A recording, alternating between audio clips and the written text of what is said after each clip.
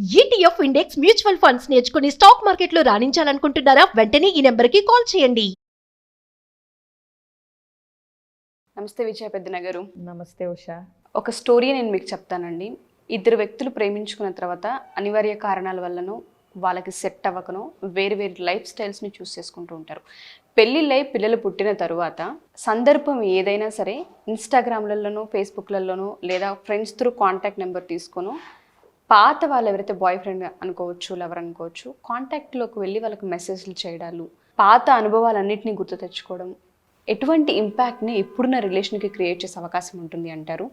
ఈ ఆడవాళ్ళు కూడా దేనివల్ల అంటే బాగున్న లైఫ్లో ఏ రిగ్రెట్స్ వల్ల, ఏ బాధల వల్ల అటువైపు చూస్తారంటారు? అసలు బాధ ఉన్నా ఏదున్నా కొన్ని అనవసరం.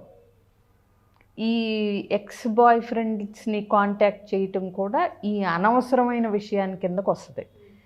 అంటే ఇప్పుడు ఎందుకు ఇలా కాంటాక్ట్ చేస్తారు అని అడిగావు నువ్వు.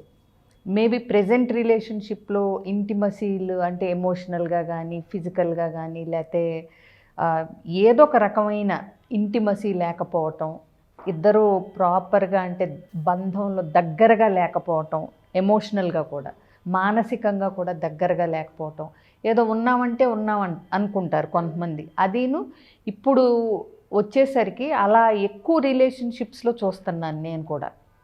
ఎందుకో తెలియదు, అంటే ఒక 10 ఏళ్ళు సుమారుగా అయ్యేసరికి ఏం ఉండదు, రొటీన్ అయిపోతుంది లైఫ్ వాళ్ళకి. ఇలాంటప్పుడు మళ్ళీ వెనక్కి తిరిగి చూసే అవకాశం ఉంటుంది.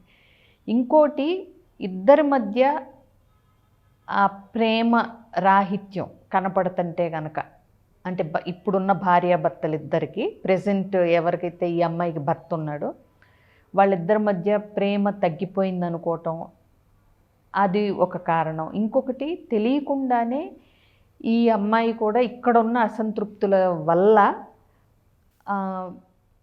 ఎక్స్ బాయ్ ఫ్రెండ్తో కంపేర్ చేసుకోవటం, ఇంకొకటి అతనితో ఉంటే లైఫ్ ఎలా ఉండేదో ఊహించుకోవటం. ఇప్పుడు రియాలిటీ లేదు ఇక్కడ.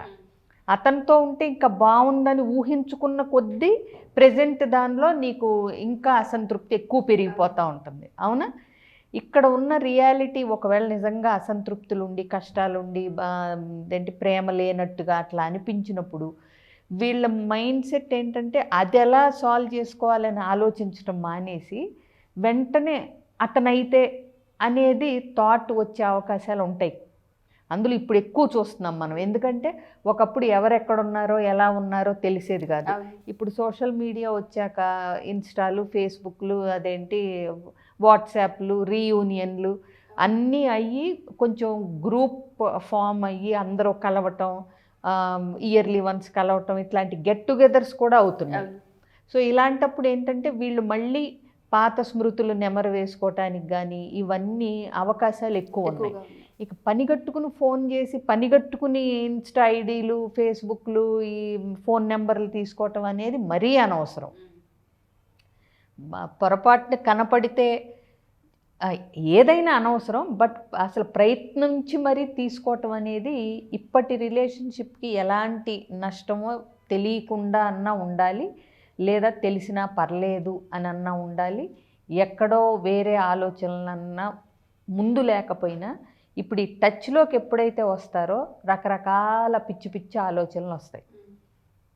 సో ఎప్పుడైతే ఆ స్మృతులు నెమరు వేసుకుంటారో మళ్ళీ బాగున్నట్టుగా లైఫ్లో హ్యాపీనెస్ వచ్చినట్టుగా వెళ్ళిపోయి అతన్ని పెళ్లి చేసుకుంటే ఎలా ఉంటుంది, డివోర్స్ ఇచ్చేసి తనకి ఇలాంటి. ఇంకొకటి, అవతల అబ్బాయి కూడా అడ్వాంటేజ్ తీసుకుని ముందుకి వెళ్దాము రిలేషన్షిప్ని అనుకుంటే కనుక అట్లీస్ట్ ఇప్పుడు ఆ అబ్బాయికి ఫ్యామిలీ ఉంది, వీళ్ళకి ఫ్యామిలీ ఉంది. ఇప్పుడు అనవసరంగా ఎక్స్ట్రా మ్యారిటల్ రిస్క్ ఒకటి ఉంటుంది, ఎక్స్ట్రా మ్యారిటల్ అఫైర్ రిస్క్. అవునా కదా? ఎప్పుడైతే సాంత్వన కోసం ఇక్కడ బాగోలేదు, ఇక్కడ అసంతృప్తి ఉంది, ఇక్కడ భర్తతో పొసగట్లేదు, గొడవలు అవుతున్నాయి, ఇద్దరికి పడట్లేదు అనుకున్న టైంలో గనక ఈ పాత బాయ్ ఫ్రెండ్స్ని కలవటం వల్ల ఏమవుతుందంటే తెలియకుండానే ఇక్కడ గొడవలు అక్కడ, అంటే ఇక్కడ లేని ఇవన్నీ చెప్పి వెంటిలేట్ చేసి షేర్ చేసి అక్కడ మనశ్శాంతి పొందాలనుకుంటారు. అవునా? ఇంకోటి, ఇలా చెప్పేటప్పుడు అసలు ఇట్లా ఒక ఫ్రెండ్ ఉన్నాడు, అతను ఒక అతను ఉన్నాడు అనేది ఇక్కడ హస్బెండ్కి తెలియదు, చెప్పరు. అవునా? సో ఇంకా ఇవి లేనిపోని అనుమానాలకు దారి తీయటం ఒకటి, అనవసరపు గొడవలకి కారణమవుతాయి ఒకటి, ఇంకోటి వీళ్ళు విడిపోతే వీళ్ళిద్దరూ తల్లిదండ్రులు ఇప్పుడు పిల్లలు ఉన్నారు అనే బాధ్యతను మర్చిపోయిన కింద వస్తుంది. అవునా? సో ఇప్పుడు మనసు రకరకాలుగా చెప్తుంది, కానీ ఒక కరెక్ట్ థింగ్ అనేది ఒకటి ఉంటుంది చేయటానికి, ఒక పద్ధతి అనేది ఒకటి ఉంటుంది. అంటే ఇప్పుడు రేపు ఎగ్జామ్ ఉందనుకుందాం. అవునా? నీకు ఆడుకోవాలనిపిస్తుంది, నాకు పడుకోవాలనిపిస్తుంది, ఇంకొకళ్ళకి చదువుకోవాలనిపిస్తుంది. అనిపించటాలు వేరు. ఈ మూడిట్లో ఏది కరెక్టు? మనకు అనిపించిన దానిలో చదువుకున్నాక రేపొద్దున్న తర్వాత ఆడుకోవటమో, లేకపోతే పడుకుని నిద్రపోవటమో, చదివేసుకున్నాక సినిమాకి వెళ్ళాలనిపించటం, ఆడుకోవాలనిపించటం, టీవీ చూడాలనిపించటం, ఇలా 10 రకాలు అనిపిస్తాయి. కానీ ముందు what is the right thing to do అంటే ముందు చదువుకోవటమో, అంటే అట్లీస్ట్ ఆ చదువు అనే కాన్సెప్ట్ నువ్వు రేపు ఎగ్జామ్ మీద దృష్టి పెట్టి అది ఎట్లా పూర్తి చేసిన తర్వాత ఈ పనులు తర్వాత చేసుకోవచ్చు అనే జ్ఞానం ఉంటుంది. అంటే ఏంటి, అనిపించటం వేరు, రైట్ థింగ్ టు డూ వేరు ఉంటుంది ఎప్పుడైనా జీవితంలో. సో అనిపించిందల్లా చేసుకుంటా పోతే ఇక ధర్మం, పద్ధతి, పాడు, ఇక ఒక ఎథిక్స్, విలువలు ఏం ఉండవు ఇక. ఎందుకంటే మనసు చాలా అనుకుంటుంది. అవునా? సో అనిపించిందల్లా చేసుకుంటా పోవటం కాదు ఇక్కడ. మనకు అనిపించింది ఎంతవరకు కరెక్టు, సరి అయినది, ఈ అనిపించింది చేయటం వల్ల ఎలాంటి పరిణామాలు మనకి వస్తాయి అనే ఆలోచించి నిర్ణయాలు తీసుకునే విజ్ఞత కూడా ఉండాలి. ఈ తొందరపాటులో ఇప్పుడు అనవసరంగా ఇక్కడేదో కష్టం ఉందని ఇప్పుడు అక్కడికి వెళ్ళి మొదలు పెడితే రిలేషన్షిప్ అంటే షేర్ చేసుకోవటమో, పాత ఫ్రెండ్షిప్ని మళ్ళీ తిరగతోడితే ఏదో అంటారు చూడండి, పెనం మీద నుంచి పొయ్యిలో పడినట్టు అవుతుంది అనేది తెలుసుకోగలగాలి. ప్లస్ ఎవరి సలహాలన్నా తీసుకోగలగాలి. ఇప్పుడు ఇలాంటివే మనకు ఆల్రెడీ నా దగ్గర క్లయింట్స్ కూడా ఉన్నారు. నువ్వు అడిగిన ఒకసారి వీడియో కూడా చేశాం మనం. ఏంటి, పాత ఇది అబ్బాయి విషయం, గర్ల్ ఫ్రెండ్ కనిపించింది 12 ఏళ్ల తర్వాత, ఇప్పుడు నాకు మనసు వెళుతుందని, నాకు భార్య పిల్లలు ఉన్నారు, వాళ్ళకి అన్యాయం చెయ్యాలని లేదు, దీని నుంచి ఎలా బయటపడాలి అని. అవునా? సో ఇలాంటి సమస్యలే వస్తాయి. ఇక్కడి నుంచి వెళ్ళలేరు, అటు వెళ్ళకుండా ఉండను లేరు. సో ఇది ఏంటంటే ఇట్లాంటి పరిస్థితి వచ్చినప్పుడు ఖచ్చితంగా అంటే ఎక్కడ కట్ చేసేయాలో అక్కడ కట్ చేయాలి, కొంచెం బాధ అనిపించినా సరే. ఎందుకంటే రైట్ థింగ్ అన్నప్పుడు మనసు డిటవ్ చేసుకోవాలి.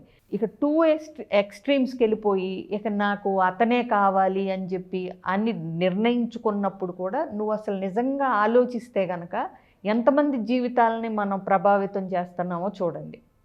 ఆ అబ్బాయికి భార్య పిల్లలు ఉన్నారు, నీకు భర్త పిల్లలు ఉన్నారు. సో ఒక్కళ్ళ నిర్ణయం వల్ల ఎంతమంది జీవితాలు అతలాకుతలం అవుతున్నాయి. ప్లస్ నీ స్వార్థం నువ్వు చూసుకున్నట్టు అవుతుందా లేదా అనేది కూడా క్వశ్చన్ వేసుకోండి. బట్ స్టిల్ ఏంటంటే ఇలాంటివి ఒక రోజున అవసరమైతే పిల్లల్ని భర్తని వదిలేసి వెళ్ళటానికి సిద్ధపడితేనే ఇలాంటి టెంప్టేషన్లకి గురి కావాలి. అంటే ఏంటి, నేను అనేది అంత లాంగ్ రన్లో ఆలోచించగలగాలి. ఎందుకంటే ఇది హస్బెండ్కి తెలిసిన తర్వాత అతని మనసు విరిగిపోవచ్చు. అవునా? ఇంకా మన ఇద్దరం విడిపోదాం అనొచ్చు. ఎందుకంటే ఎవరు యాక్సెప్ట్ చేయగలుగుతారు ఇలాంటివి? అవునా? సో ఏదైనా సరే మొదట్లో ఫస్ట్ ఆఫ్ ఆల్ కామన్ సెన్స్తో ఆలోచించి అసలు ఎక్స్లతో రిలేషన్షిప్ పెట్టుకోకపోవటం ఉత్తమం. ఆఫ్టర్ మ్యారేజ్ అది పనిగట్టుకుని వాళ్ళ ఎత్తుక్కుని మరి ఎక్కడ ఉంటున్నాడు, ఫోన్ నెంబర్ ఏంటి, ఏ ఇన్స్టాగ్రామ్లో, ఇవన్నీ అంటే వాకబు చేసి మరి కూపి లాగి మరి టచ్లోకి వెళ్ళటం అనేది ఖచ్చితంగా అనవసరం. మన గోతి మనం తవ్వుకున్నట్టు.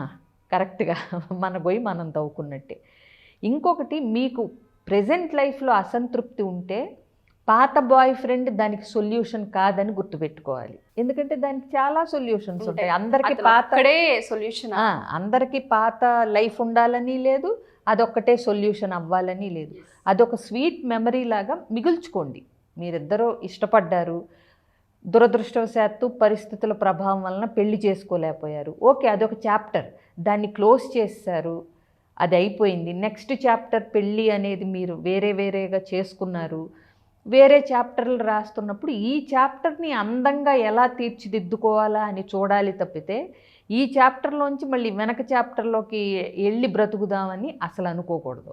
లేదు కొంతసేపు ఆ చాప్టర్లో 4 పేజీలు తిరగేసి ఈ చాప్టర్లోకి దూకుదాము 2 పడవల మీద కాళ్ళు అని అసలే అనుకోకూడదు. కాబట్టి ఏదైనా ఇంకొకటి మీరు ఈ ప్రాబ్లమ్స్ వల్ల ఇందులో వచ్చిన అసంతృప్తి వల్ల ఇందులో పడే బాధల వల్ల అది పరిష్కారం అనుకుని అసలు వెళ్తే ఇందాక సేమ్ అన్నదే ఏంటంటే పెనంలోంచి పొయ్యిలో పడ్డట్టు అవుతుంది. అంటే ఏంటి ఇంకో 2 ప్రాబ్లమ్స్ ఎక్కువ అవుతాయే తప్పితే తక్కువ అవ్వవు. ఇది వదులుకోవద్దు అది కంటిన్యూ చేద్దాం అనేది మోరల్గా తప్పు, నీకు మానసికంగా మరింత వేదనని ఇచ్చే అవకాశం ఉంటుంది. ఎందుకంటే ఇక్కడ మోసం చేస్తున్నాననే ఫీలింగ్ ఉంటుంది, అక్కడ న్యాయం చేయలేకపోతున్నాననే ఫీలింగ్ ఉంటుంది, అవునా? సో తప్పు చేస్తున్నాననే గిల్టీ ఫీలింగ్ ఉంటుంది. వాటన్నిటితో అసలు నువ్వులాగా ఉండలేవు ఇక. అందుకని ఏంటంటే ఇంకో కొంతమంది ఏ బాధలో ఉండకపోయినా ఇక్కడ ప్రజెంట్ రిలేషన్షిప్లో థ్రిల్ కోసం వాళ్ళు ఏ విధంగా ఉన్నారో చూద్దామన్న దానికోసం వెళ్ళి తెచ్చుకునే సమస్య క్యూరియాసిటీ ఉంటుంది అనమాట. ఏంటి ఎలా ఉన్నాడు, నేను లేకపోయినా బాగానే ఉంటున్నాడా, అదేంటి అప్పుడు చాలా ఇష్టపడ్డాడు కదా, నువ్వు లేకపోతే బ్రతకలేనన్నాడు, ఇప్పుడు ఎలా ఉంటున్నాడు, ఇవన్నీ టచ్లోకి వచ్చిన తర్వాత ఈ క్యూరియాసిటీస్తో కొంతమంది టచ్ పెంచుకుంటారు. ఇద్దరిలో ఒక్కళ్ళకన్నా కామన్ సెన్స్ ఉంటే కనుక ఇలాంటివి కట్ చేయటం ఉత్తమం. అసలు అంటే ఇంకా అవసరం లేదు, ఆ చాప్టర్ని ముగించేయాలంతే.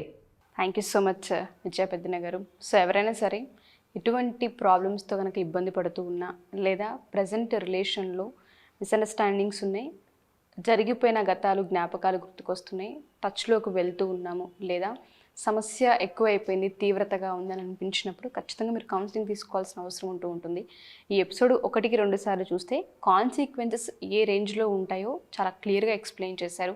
ఇన్ డీటెయిల్డ్గా మీకు దీని గురించి ఎక్స్ప్లెనేషన్ కావాలి అనుకున్నా లేదా సమస్య నుంచి బయటపడాలి అనుకున్నా విజయ పెద్దన గారి కౌన్సిలింగ్ తీసుకోవచ్చు. కింద స్క్రోల్ అవుతున్న కాంటాక్ట్ నెంబర్ని కాంటాక్ట్ చేస్తే విజయ మ్యామ్ టీం మీకు పూర్తి వివరాలు అందిస్తారు. ఇంకోటి సార్, కాన్సిక్వెన్సెస్ అన్నావు కాబట్టి మళ్ళీ మధ్యలో ఉన్నా, ఇది నేను భార్యాభర్తల పరంగా కొంతవరకే చెప్పాను. ఇప్పుడు పిల్లల వైపు నుంచి తీసుకుంటే పిల్లల స్కూల్లో అంటే వాళ్ళ ఏజ్ ఏంటో మనకు తెలియదు, వాళ్ళకు బుల్లింగ్, ఎందుకంటే తప్పు ఏదో ఒక రోజున ఖచ్చితంగా బయటపడక తప్పదు. ఇవాళ రేపా ఎల్లుండా అనేది అది వేరే విషయం, బట్ ఎప్పటికైనా బయటపడుతుంది. బయటపడిన రోజున పర్యవసానాల్లో వాటిని 2 ఫ్యామిలీస్ కలిపి అనుభవించాలి అనేది గుర్తుపెట్టుకోవాలి. ఇంకొకటి పిల్లల దృష్టిలో మనం ఎలా ఉంటాం, ప్లస్ పిల్లలకి స్కూల్లో పిల్లల పరిస్థితి ఏంటి, బుల్లింగ్ ఇలాంటివి ఒక్కసారి బయటకు వచ్చిన తర్వాత ఇంకా ఆపలేము అది వ్యాపించడాన్ని ఆ వార్త. సో మొత్తం సొసైటీలో కానీ పిల్లల స్కూల్లో కానీ భర్త భార్య యొక్క ఆఫీసుల్లో కానీ ఇవన్నీ వెళ్ళిన తర్వాత దీన్ని వాళ్ళు ఎలా తీసుకోగలుగుతారు? ఇదేం చిన్న విషయం కాదు.